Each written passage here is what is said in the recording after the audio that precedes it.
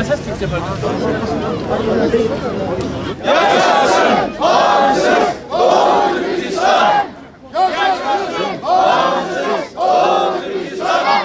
Yaşasın bağımsız Doğu Türkistan! Hak, hukuk, adalet, Türkistan'a hürriyet! 14 sene önce Çin'in Guangdong eyaleti Shaoguan şehrinde fabrikada zorla çalıştırılmak için ailesinden, yurdundan alıkonulan 819 Uygur genç ucuz iş gücü olarak pazarlandıkları fabrikalarda 10.000 Çinli işçi ile yabancı bir kültür ve yabancı bir toprakta yaşamaya mecbur bırakılmıştı.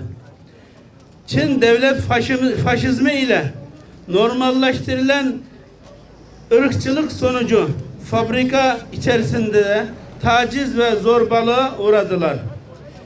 Yardım istekleri işgalci polisler tarafından görmezden gelindi. Uygur kızlarının tecavüze uğraması ise bardağı taşıran son damla oldu. Kendi haklarını ve onurunu korumak isteyen Uygurlar 26 Haziran gecesi tecavüzcü Çinlilerin toplu saldırılarına uğradı. Bu saldırı sonucu onlarca Uygur genç öldürüldü ve 100'den fazla kişi yaralandı.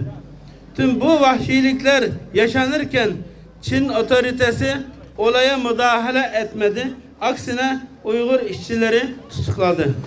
26 Haziran Shaoguan saldırısı ardından olayla alakalı hiçbir hukuki işlem yapmayan Çin aksine sansürledi. İşgalci Çin'e karşı Doğu Türkistan halkı 5 Temmuz günü Urumçi şehrinde adalet çağrıları ile barışçıl protesto başlattı. Halkın barışçıl adalet arayışı Çin işgalci güçleri tarafından oransız güç uygulanarak bastırıldı. Medya her iki olay hakkında da sansür getirildi ve karalama propagandası yapıldı. 26 Haziran ve 5 Temmuz katliamı sürecinde işgalci Çin kışkırtmak, provokatörlük yapmak, yalan propaganda yapmak, Çin yerleşimcilere silah dağıtmak ve sadece Uygurların bastırılması gibi yöntemlere ile planlı ve sistematik çalışmalar yapmış. Ve sonuç olarak binlerce kişi Urumçi'de şehit edildi ve 10 binlerce kişi tutuklandı. Kendi meşruiyetini zorbalık üzerine kuran, adaleti ve insan onurunu hiçe sayarak yağmalar üzerine inşa edilen terörizmin devletleşmiş hali olan işgalci için Doğu Türkistan halkının hak arayışını olabilecek en kanlı şekilde bastırdı. Temel insan haklarına bile saygı göstermeyen, suçluları cezalandırmayan ve sivil halka karşı aşırı güç kullanan Merkezi Çin otoritesi yaşanan katliamda ciddi bir şekilde sorumluluk taşımaktadır. Urumçi katliamında halkın barışçıl protestolarına yanıt olarak gösterilen oransız şiddet, insanlık değerlerine ve uluslararası insan hakları standartlarına aykırıdır. 5 Temmuz Urumçi katliamı, faşist Çin'in 74 senelik işgal sürecinde Doğu Türkistan halkına yönelik uyguladığı baskı, asimilasyon, sansür ve her türlü baskı ve yok etme politikasının en çarpıcı örneklerinden biridir. 2014 senesinden sonra ise baskı politikası birçok devlet ve uluslararası kuruluşun kabul ettiği terim ile soykırım politikası olarak değişti. Ve Doğu Türkistan'ın farklı bölgelerinde Nazi rejiminden aşina olduğumuz binlerce toplama kampları inşa edildi. Günümüze kadar terör ve ikiyüzlülük suçlaması ile milyonlarca Doğu Türkistan insanını bu kamplara kapattı. Doğu Türkistan'da ve Çin'in iç eyaletlerinde Doğu Türkistanlı gençler zorlu çalıştırılmakta ve 26 Haziran 2009 Şavgen'de yaşanan aynı saldırılar hala devam etmektedir. Tüm bunlardan açıkça görülüyor ki Çin 21. yüzyıl insan medeniyetinin üzerine kurulu olduğu tüm değerlerin düşmanıdır. İşgalci Çin, insan hayatı için onurlu bir mücadelenin sonucu olarak tarihin tozlu sayfalarına gömülen kölelik ve faşizm gibi insan hayatını yok sayan tüm cinayetleri Doğu Türkistan'da yeniden hayata geçirmektedir. Türkistan bizimdir, bizim kalacak.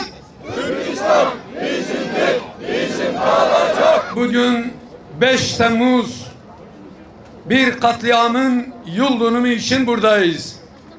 Sadece 5 Temmuz değil, bir ay değil, senenin 12 ayını araştırsak, her gününde bir mazlum müminin mutlaka hayat hikayesi, her gecesinde feryat eden bir bacımızın figanını göreceğiz.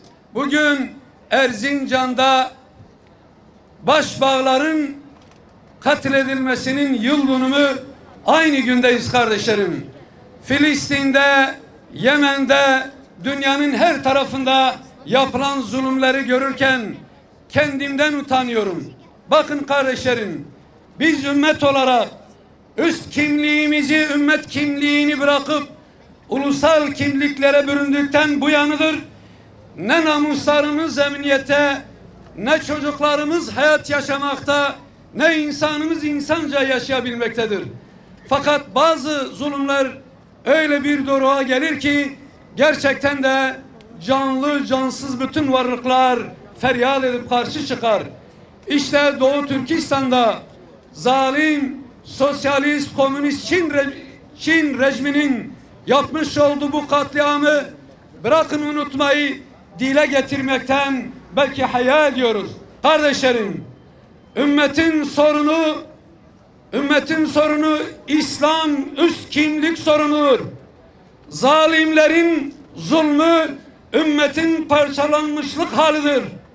Bugün İslam alemini yöneten yöneticiler, İslam aleminin ilim önderleri, dergah şeyhlerimiz şöyle bir silkinip baksalar, Doğu Türkistan, Hoca Ahmet Yasevi'nin Piri Türkistan dediğimiz arif bir insanın memleketi, Farabilerin memleketi, yani ilmin, irfanla, gücün, imanla, amelin gayretle birleştiği, bütün dünyaya çok ciddi manada unutulması mümkün olmayan eser ve şahsiyetlerin yetiştirdiği yiğitler meydanıdır.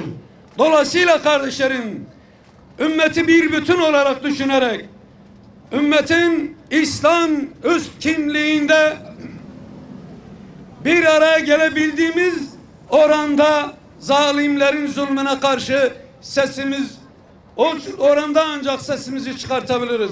Zalimlerin zulmünü, mazlumların ahını anlatmak, bir beşer olarak insan bu yükün altından kalkamaz. Ama karınca kadarınca sesleniyoruz.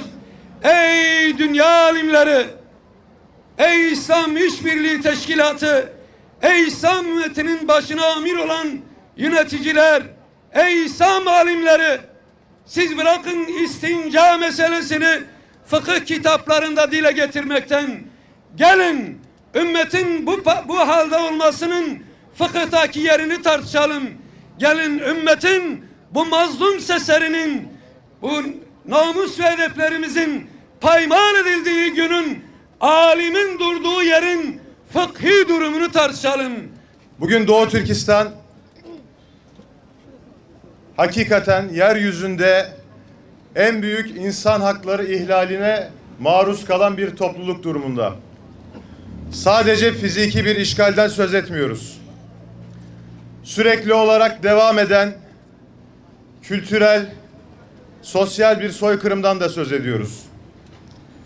Maalesef bunun en acı örneklerinden bir tanesi 5 Temmuz 2009 tarihinde Urumçi'de meydana geldi.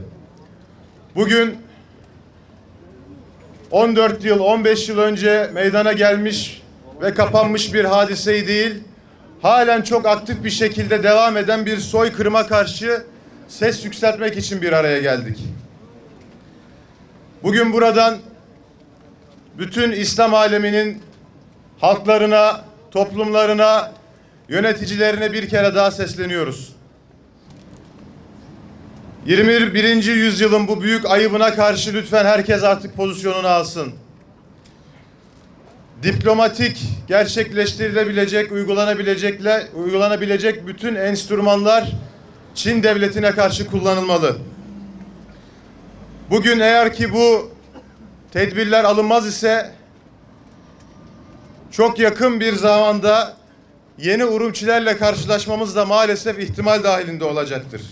Doğu Türkistan'daki zulüm, asimilasyon genel anlamda bu zulmün temel nedeni sırf bizim Müslüman olmamız. Genel anlamdaki Birleşmiş Milletler İnsan Hakları, buna benzer sözüm ona kurum ve kuruluşlar emperyalizme hizmet eden kuruluşlardır.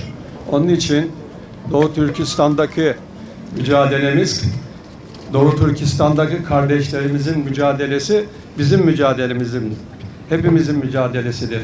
Bu gelen anlamda son durumda anlaşılıyor ki İslam hedef gösterilerek yapılan bütün zulümler, insan hakları ihlalleri bize hak batıl kavgasının temelini gösteriyor. Onun için biz Doğu Türkistan'ın bağımsız, özgür oluncaya kadar ki olmadan bu dünyada bizlere hak, hukuk ve Allah'a karşı sorumluluğumuz bitmeyecektir. Euzubillahimineşşeytanirracim. Bismillahirrahmanirrahim. Em hasibtum en tedhulul cennete ve lemma ye'tukum metelullezine halev min qablikum messethumul ba'sa ve'd-darra ve zuzilu hatta yekul'er rasul vellezine amenu ma'ahu meta nasrullah ela inne nasrallahi karib. Sadakallahul azim. Bizden önceki ümmetler de çok büyük acılar yaşadılar. Çok büyük zulümler gördüler. O kadar büyük zorluklar, büyük fitneler, büyük belalar, sıkıntılar yaşadılar ki peygamber ve onunla beraber iman edenler Allah'ın yardımı ne zaman diyorlardı. Biz de bugün o peygamberin takipçileri bir ümmet olarak feryadımızı arşa yükseltiyoruz. Onlar gibi biz de meta nasrullah, meta nasrullah, meta nasrullah, Allah'ın yardımı ne zaman diye feryat ediyoruz. Ela inne nasrallahi karib. İyi bilin ki Allah'ın yardımı yakındır.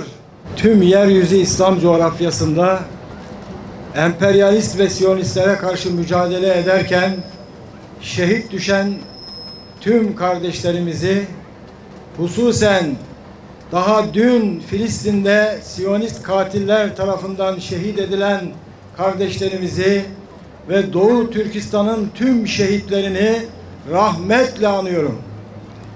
Değerli kardeşlerim, mevcut siyasi iradeden ve Sayın Cumhurbaşkanımızdan talebimiz odur ki Doğu Türkistanlı kardeşlerimizin yalnız olmadığını ifade etmek anlamında Çin ile olan ilişkilerin tekrar Doğu Türkistanlı kardeşlerimizin hukukunu ve onların yalnız bırakılmayacağını ifade etmek anlamında değiştirilmesini hususen ve altını çizerek talep ediyoruz. Bizler Akıncılar Hareketi olarak Doğu Türkistan davasını öz davamız olarak biliyoruz. Uygur kardeşlerimizi asla yalnız bırakmayacağımızı tüm kamuoyuna ilan ediyoruz. Ve bu uğurda bir bedel ödenmesi gerekirse her türlü bedeli ödemeye de hazır olduğumuzu ifade ediyoruz.